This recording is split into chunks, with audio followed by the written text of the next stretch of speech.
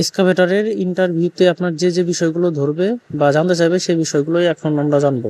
এই বিষয় নিয়ে পরবর্তীতে একটা বড় ভিডিও বানাবো, যেহেতু শর্ট ভিডিও মানে অল্প টাইম এটা, সেজন্য শর্টকাট করে বলি।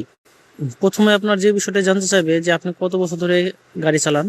তারপরে কিছু কিছু কোম্পানি থেকে আবার জানতে চায় যে আপনি আপনার নিজের সম্পর্কে কিছু বলে। তারপরে বলে যে আপনার প্রতিদিন গাড়ি সকালে স্টার্ট দেওয়ার আগে কোন কোন বিষয় চেক করতে হয়।